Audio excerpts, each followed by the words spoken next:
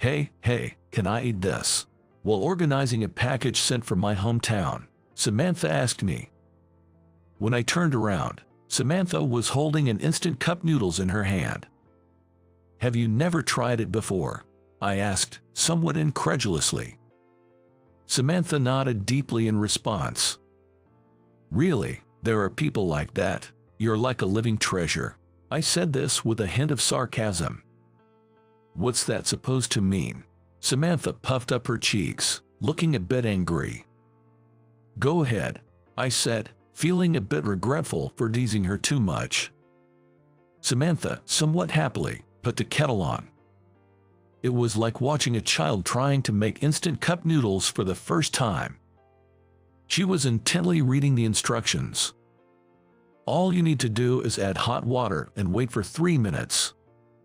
I wanted to say that, but I just watched her without saying anything. Wow, what is this? It's delicious. I never knew someone trying cup noodles for the first time in college would react like this. That's honestly what I thought. And I felt again how different the world Samantha and I lived in were. I met Samantha right after I entered college. During an orientation for new students, there was one woman who stood out. It wasn't her actions or words that made her stand out. It was her attire that was clearly different from the rest. Even I, who knew nothing about brands, could tell she was wearing something expensive.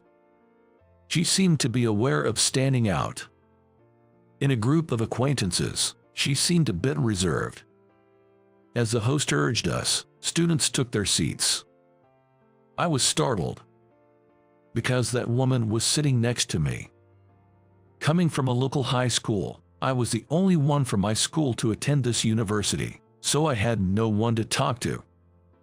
I had nothing to do but check the pamphlet over and over.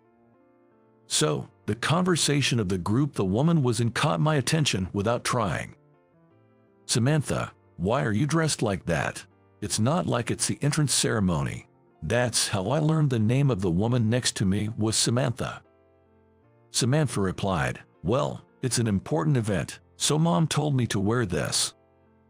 But still, a suit, and Calvin Klein at that, you could have dressed more casually. I listened to the woman's comments and thought she had a point. My connection with Samantha began in an unexpected way. Having been in the tennis club in middle and high school, I had decided to continue playing tennis in college. Samantha was also among the new members of the tennis club. Seeing her, I only thought, there's that woman. However, a chance to get closer to Samantha occurred during a welcome event for new students. As the event got more lively, first-year students started introducing themselves. The host called out names in order of the roster, and each called student introduced themselves in their own way. After a while, I noticed Samantha next to me becoming restless. I realized it was because her turn was coming up, having seen the roster beforehand. "My name is Samantha Johnson. Nice to meet you." Samantha spoke up to that point but then seemed at a loss for words. Unsatisfied with her soft voice, a senior student chimed in. "We can hear you." Samantha visibly flinched at that comment. It seemed she couldn't find the right words to say. The room fell silent, and everyone's eyes turned towards Samantha. She looked troubled. "I'm Justin Miller, from Nebraska. I'm a complete country bumpkin who doesn't know left from right. Nice to meet you." Though not called upon by the host, I suddenly introduced myself loudly. "No one's interested in a guy's introduction," a male senior jeered. Ignoring that, I attempted to continue my introduction. Then, the host, trying to control the situation, called the next freshman's name. "Thank you." As I sat down, Samantha, sitting beside me, whispered, "You're welcome," I replied, but it was this exchange that quickly brought us closer and led to us dating. It wasn't me who initiated it. It was Samantha. After a club activity, while cleaning up, Samantha approached me. I wanted to thank you for the other day. She wanted to thank me for the help I offered during the freshman welcome event. I had no reason to refuse, so I accepted her offer. I was surprised at where she took me. It turned out to be a French restaurant. Moreover, it seemed to have been featured in the Michelin Guide. Until then, I had never eaten such fancy food. I can't believe she's going this far to thank me for something so small. Who is she really? I wondered. But even I, nervous in my first high-end restaurant, was put at ease by Samantha's gentle demeanor. Her clear eyes, fair skin, and carefree smile made me feel captivated as the meal progressed. After that, we dined together many times. Samantha would take me to fancy places. I would take her to typical fast food restaurants. The level difference was a bit absurd, but at that time, it was a thrilling experience, exploring each other's unknown worlds, filled with lots of laughter and great fun. Eventually, Samantha began coming to my apartment every day, and we started living a semi-cohabitative life. My mom was a hardcore saver, and growing up with that, I naturally adopted a frugal lifestyle. But living with Samantha, I keenly felt the differences in our family backgrounds. One time, "What are you doing? What does it look like?" "Cleaning. It feels good to do it every day, right? Why don't you just hire a maid?" And another time, "Hey, what are you doing?" "What, can you see? I'm cooking. Aren't you hungry? You cook by yourself. That's amazing. You're like a chef." No, it's pretty normal. But the surprises didn't stop there. Her approach to my birthday gifts, Christmas presents, anniversary dinners, and such were way beyond what I could imagine. The amount she spent. No matter how much I worked part-time, I couldn't match what she was doing. "You don't have to spend so much money." I once said that. "I'm doing this on my own accord, so Justin doesn't need to worry about it," Samantha always answered nonchalantly. "How about coming over to my place this Sunday? My dad wants to meet you." One day in our junior year of college, Samantha suddenly said this to me. I was taken aback. Meeting her father, what did that mean? I knew Samantha was the daughter of a local construction company president and that she had an older brother by 2 years. But I had never met her parents. As I had started to think about a future with Samantha, I saw this as a good opportunity to get to know her parents and agreed to visit her family home. The day I first visited Samantha's family home, I hesitated in front of the building. It was a far more magnificent mansion than I had imagined. "What are you planning to do from here?" Samantha's father, a stern-looking man, asked me that morning, sensing my nervousness. "I'm serious about continuing my relationship with Samantha." My voice was shaky as I replied, "No, what I want to know is not that. I want to know how you envision your future with Samantha." He probably wasn't fond of beating around the bush. Samantha's father asked me directly. "I plan to get a stable job, and once I'm settled, I hope to marry her in the future." Samantha looked surprised at first, then blushed and smiled at me. "I see, understood." Her father said nothing more after that. "You passed my dad's test, it seems," Samantha murmured on our way back from her home. I was puzzled, and she explained.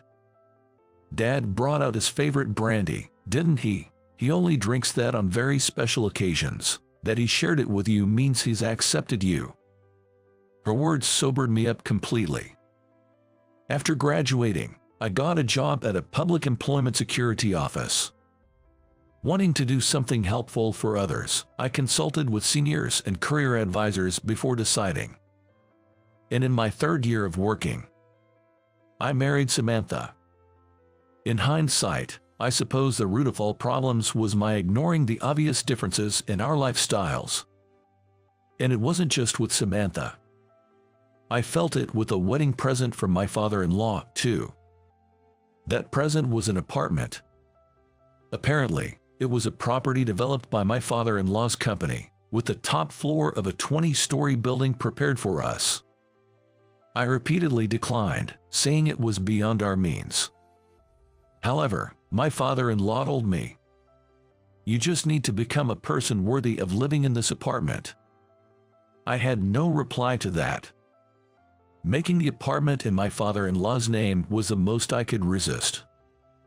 Samantha quit her job and became a homemaker. Though she worked at her father's company after graduating, I doubt she really did much there. As a homemaker, Samantha's lifestyle hardly changed from before our marriage. I made it a routine to call Samantha when leaving work. It was to encourage her to return home. Yet, she would return home around the same time as me. Often even later than I did. Every day, she comes home with her hands full of ready-made dishes. These aren't bought on the way home. She brings them from her parents' house. "Every day you don't need to go that far. I once said that." Samantha replied casually. "But it's given to me, so it's okay. I'm not causing anyone any trouble." After several such exchanges, I stopped bringing up the topic of meals with Samantha. There was no sign she did any housework either. Concerned, I once asked her about it. "It's fine. A helper comes to take care of it when asked," Samantha said without any sign of embarrassment. When we were dating, it was my place, so Samantha couldn't just let anyone in. But after we got married and she became a housewife, I thought she would naturally do the housework and take care of the home. However, the significant difference in values made me gradually feel distance from Samantha. One day, I asked Samantha how much we were spending each month. The amount she mentioned left me shocked. It was way beyond my salary. "I'd like us to manage within the range of my salary each month," I requested. "Really? Why? We can just get the extra from my parents. There's no need to worry about it." I lost my temper at her words. "We need to live within our means. When will you graduate from depending on your parents? Consider my position a bit." Samantha seemed unable to understand my feelings. "Why? It's my family, after all. What's wrong with relying on them a bit? My parents are happy with that, too. It's a matter of degree. In your case, it's just too much." Our arguments continued without reaching a resolution. At one point, during a heated argument, Samantha shouted, "I don't want to live such a miserly life. If you don't like what I'm doing, let's just get a divorce." "Okay, I understand." I agreed. That happened 1 year after we got married. The next day, I got a divorce form, filled it out, stamped it, and presented it to Samantha. Then I left the house. I was glad the apartment was in her father's name. Back to living alone after a long time, I felt a bit lonely but also enjoyed the freedom. I reverted to the frugal lifestyle I had since I started living alone in college. The divorce was finalized. And about 10 years later, "I'll do anything. Please give me a chance." While working, I thought I heard Samantha's voice from a distance. I couldn't see her because of the partition, but it sounded like her. "I need money right away, so a day job would be best." It definitely sounded like her. "Excuse me for a moment," I told the client, pretending to have work, and stood up. Standing in front of the seat where the voice came from, I saw the client's face. I was taken aback. It was indeed Samantha. I knew she would come, I thought, seeing her. But I couldn't change my assignment, so I returned to my seat. After finishing with the client, I hurriedly stood up. Then I looked around for the seat where Samantha had been sitting. But I couldn't find her. I went outside. "Samantha," I called out almost instinctively. Samantha, recognizing my voice from behind, turned around hesitantly. "Justin, you're still working here?" She looked embarrassed. It was unclear whether it was due to her shabby clothes or the fact that we were meeting at the employment office after such a long time. "It's been a while. Are you okay?" "Yeah, I'm fine. We spoke briefly, then silence followed. Do you have time this evening? After work, let's talk for a bit, I asked. Surprised, Samantha nodded. I didn't have anything particular in mind to talk about. Honestly, I didn't know what to say during this unexpected reunion with my ex-wife. But seeing Samantha, I couldn't just ignore her. After work, Samantha was waiting at the entrance of my workplace. We then went to a nearby cafe. It's been 10 years, I remarked, to which Samantha nodded. I didn't ask why she was looking for a job. I didn't need to. I had an idea why she was at the employment office. Then Samantha started talking. My dad's company went bankrupt. I was aware of this. Some of her father's former employees had come to me for consultation. I'm sorry for belittling your lifestyle, calling it poor. I was the foolish one. It took me until this age to understand what you meant by living within our means. Losing everything after Dad's company collapsed. I now painfully realize I'm someone who can't do anything on her own. Samantha carefully chose her words as she spoke. She mentioned that her father's apartment, where we lived, was sold. Now she's living in a one-bedroom apartment with her family of 3. Her father had become depressed, and her mother was taking care of him. Samantha's brother, apparently fed up with the family, had left and was untraceable. Samantha, with no work experience, was struggling to find a regular job and was barely making ends meet for day labor. Thinking about it now, it's unbelievable. Spending tens of thousands on a single meal. How many days of work does that equate to? I almost couldn't believe this was the same Samantha I knew 10 years ago, considering her speech and attitude. By the way, I've been trying out some of the saving tips you told me about when we were dating. Cucking is surprisingly fun. Even a little bit of saving makes a big difference. I'm sorry for mocking it back then, Samantha said, playfully smiling and clasping her hands in front of her mouth. We then talked a lot about saving techniques.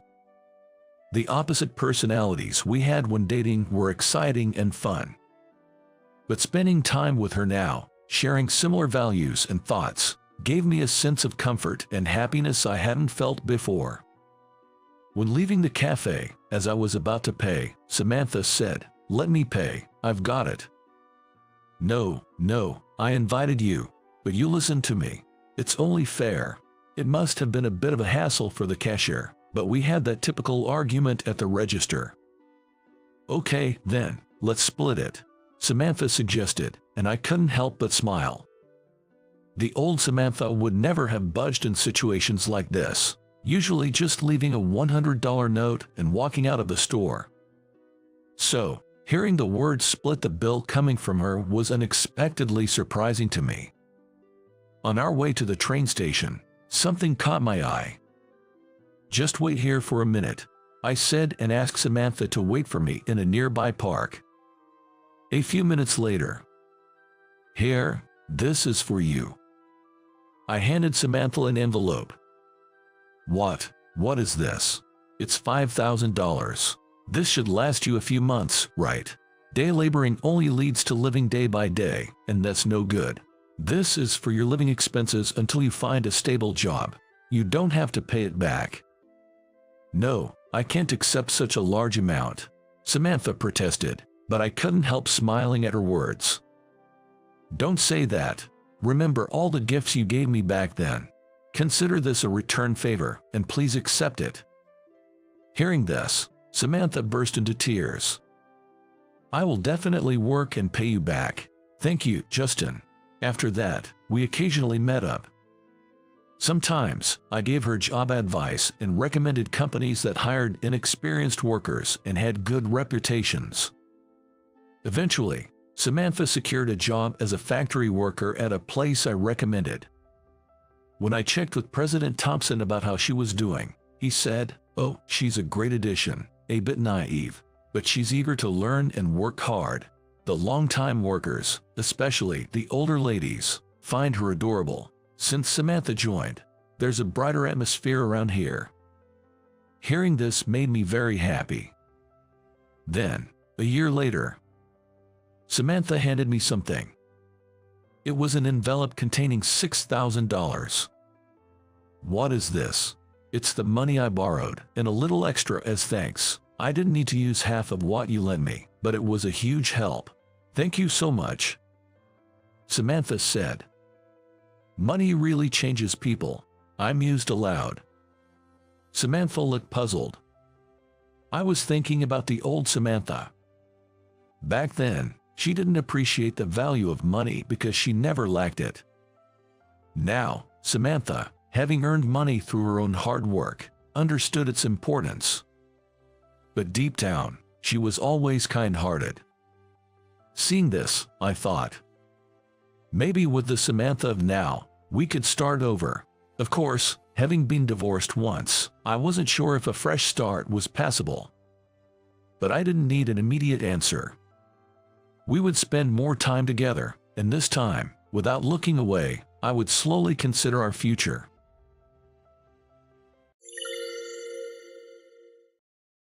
My name is Alex. I have a wife named Emily, whom I married about a year ago. Emily and I were classmates in middle school, but we didn't really interact much back then. However, we reconnected at a high school reunion and got closer after coincidentally sitting next to each other, which led to us dating. Emily, with her modest and kind personality, is not much of a talker, but she always listens to my stories with a smile. The time I spend with Emily is always warm and peaceful, and thinking about our future together felt like a natural progression. We get married in our 4th year of dating, when we were both 24 years old. And even after getting married, our tranquil happiness continued, and we recently celebrated our 1st anniversary. I'm a typical office worker, and Emily works as a nurse.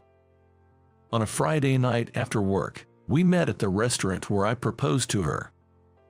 Sorry, I'm a bit late because I changed my clothes at the department store's restroom.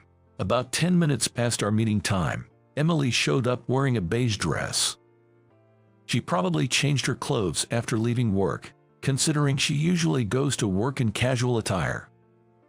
It's all right, shall we go in? I always love seeing Emily in her daily life, but being with her dressed up for a special occasion like this, after a while, makes me feel a bit nervous and excited. The food and drinks were just as delicious as they were a year ago, and our conversation felt even more enjoyable than usual.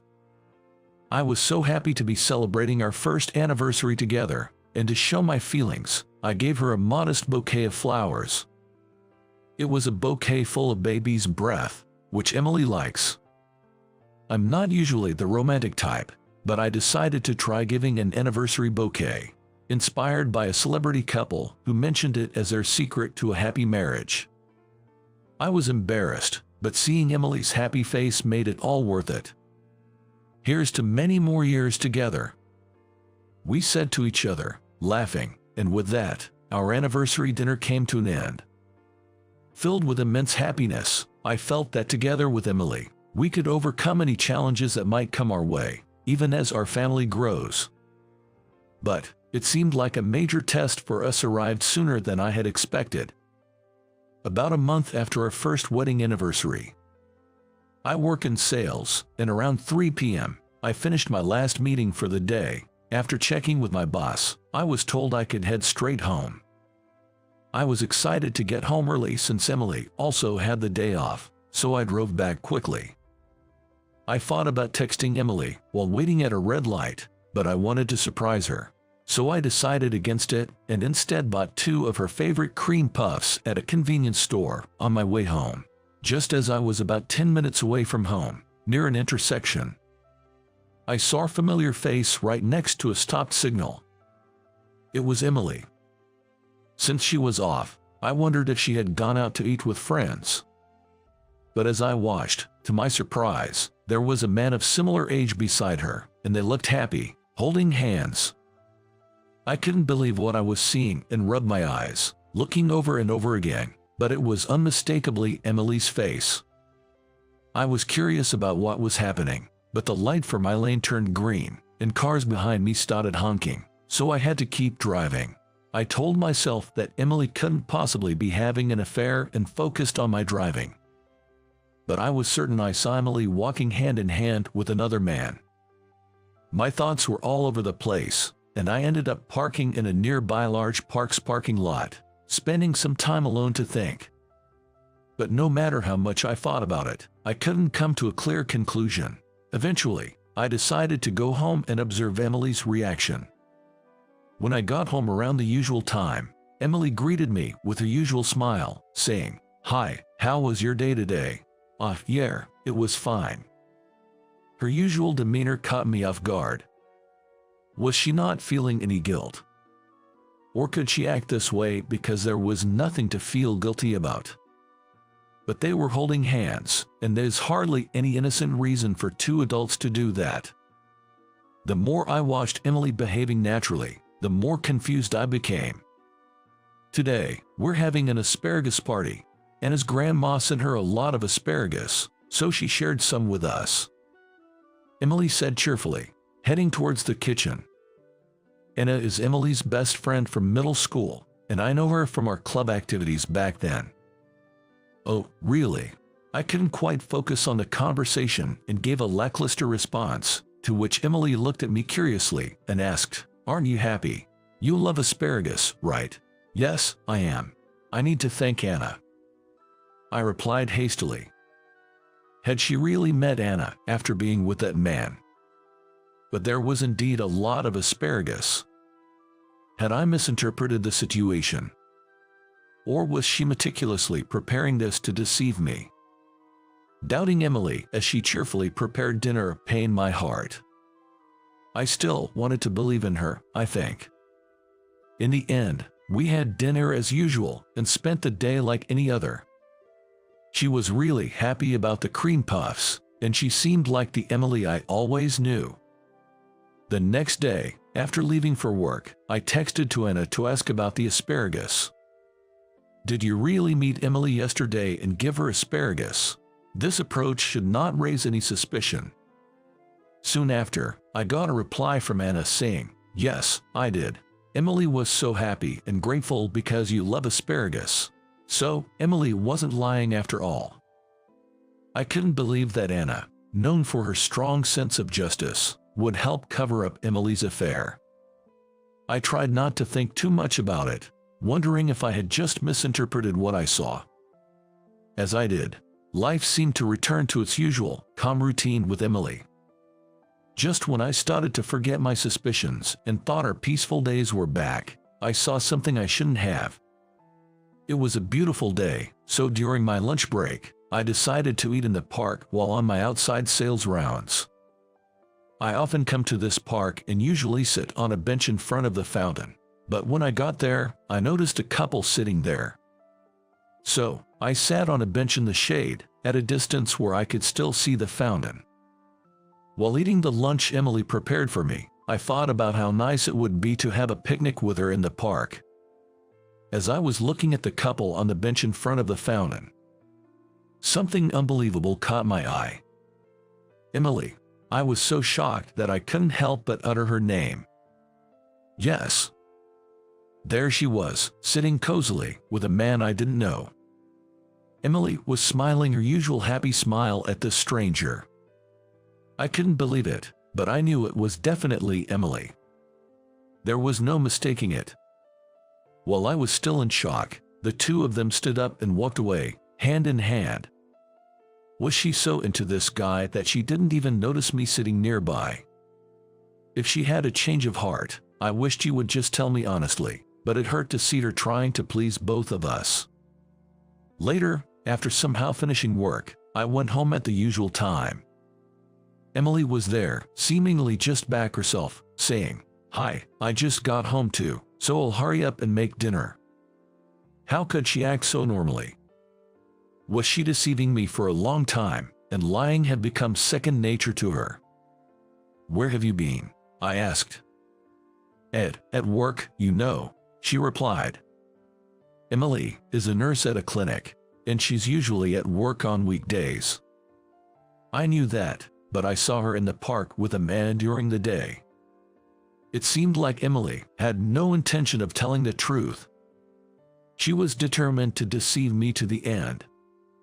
I finally had enough and said, "You don't have to lie anymore." Emily looked genuinely puzzled and asked, What are you talking about?" I couldn't play along with her act anymore. I took out what I had prepared and said, "I can't trust you anymore. Please leave." In my hand there was a divorce oath. "Hey, what do you mean you can't trust me?" Emily asked, her face looking like she was about to cry, clearly confused.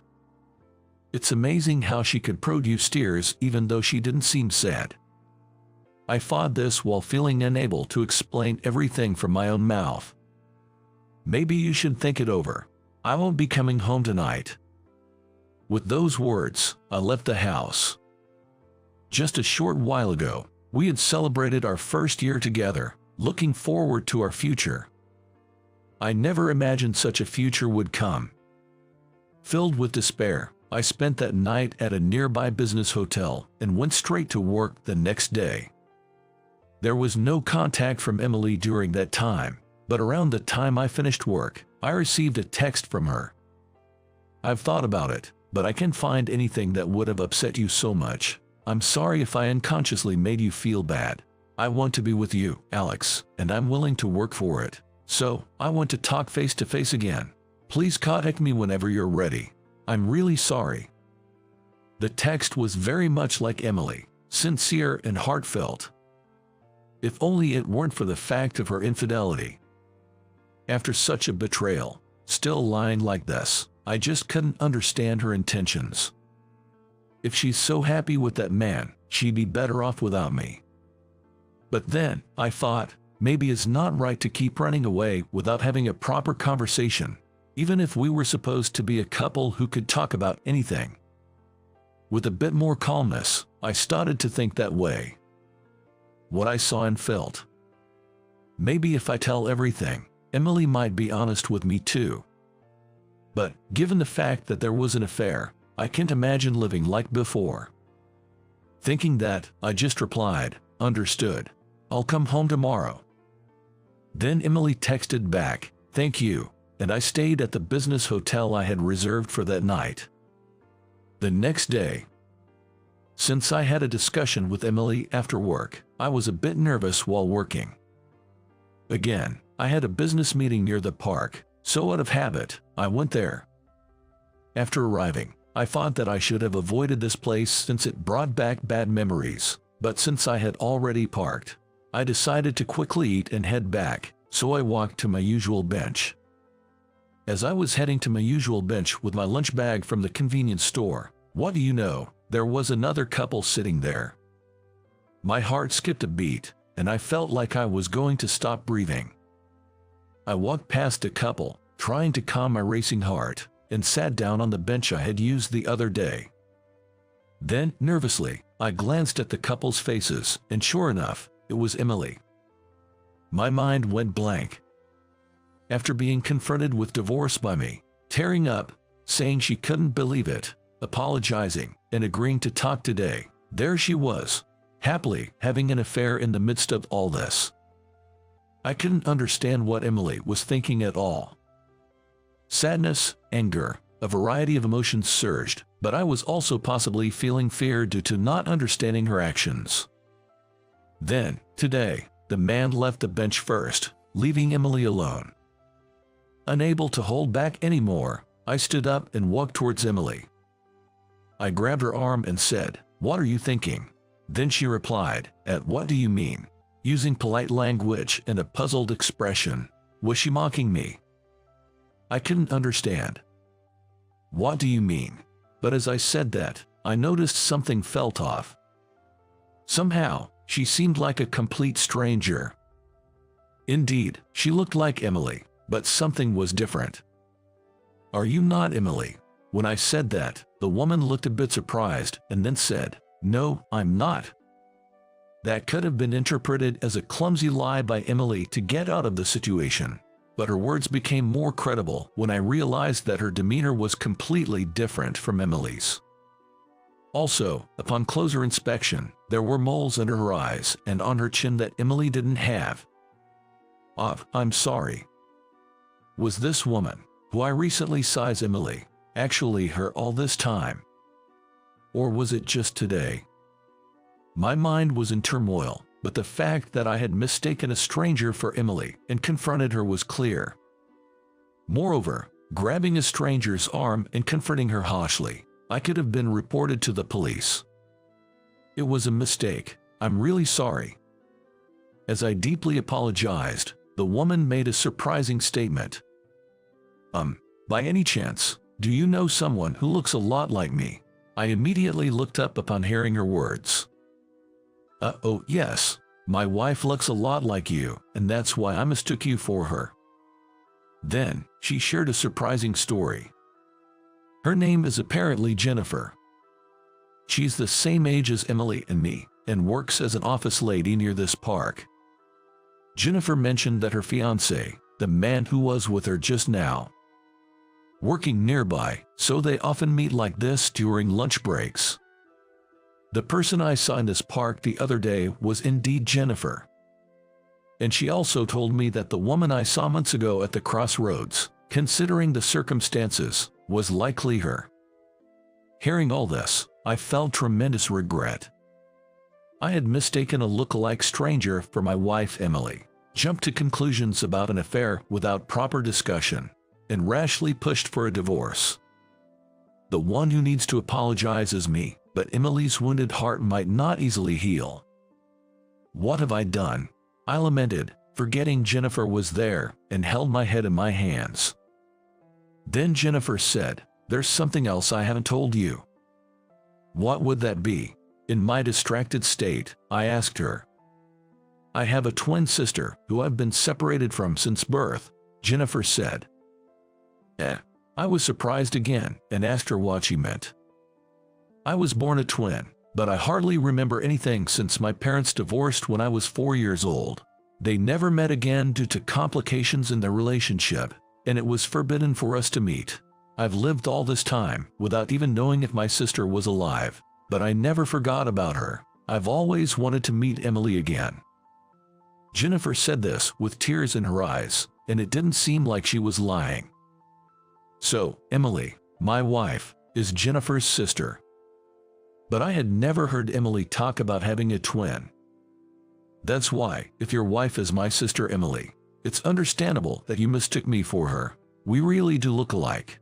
Hearing this made me feel a little relieved. Although it doesn't change the fact that I hurt Emily by jumping to conclusions about her being a twin. While we were talking, it was time for both of us to return to work, so we exchanged contact information and parted ways for the day. I didn't know if Emily would forgive me, but I decided to apologize to her first and then talk about Jennifer, so I went home.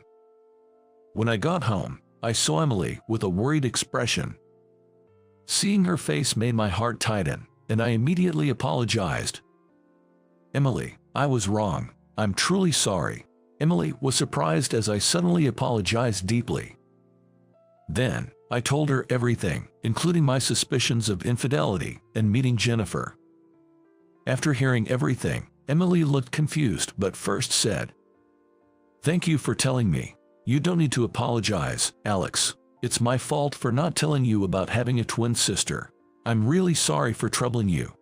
No, Emily, you don't need to apologize. I'm the one who jumped to conclusions. I'm truly sorry."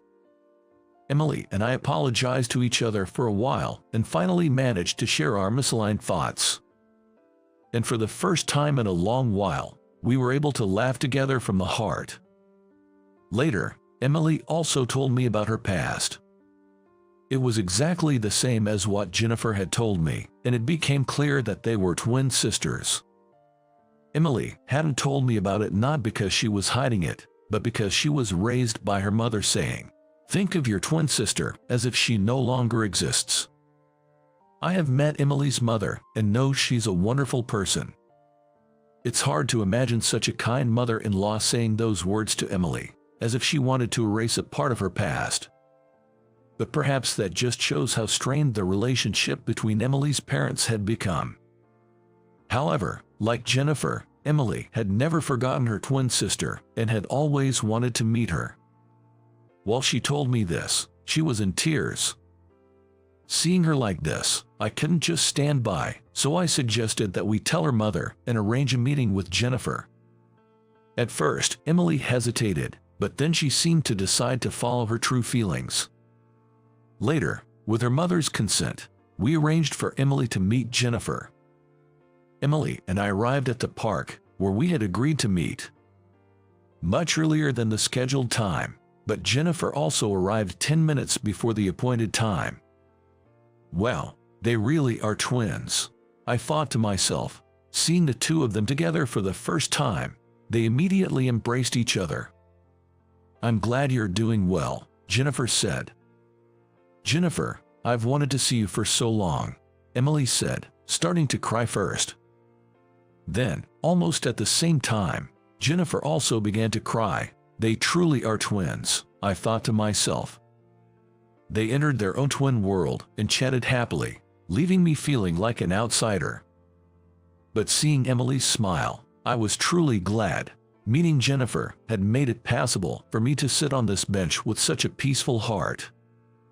Seeing them happy together genuinely filled my heart with joy. Since then, Emily and Jennifer started meeting frequently, and a few months later, we were invited to Jennifer's wedding. Emily cried tears of joy, seeing her twin sister's radiant face on her big day. A year later, when Emily and I had a child, Jennifer often visited and cried with joy. I may not be a twin and can only imagine the depth of their bond, but just watching them fills me with happiness. The period when I suspected Emily of infidelity was not a happy time for either of us. But if it was a hurdle we had to overcome to reach this happiness, then maybe it was a past worth having.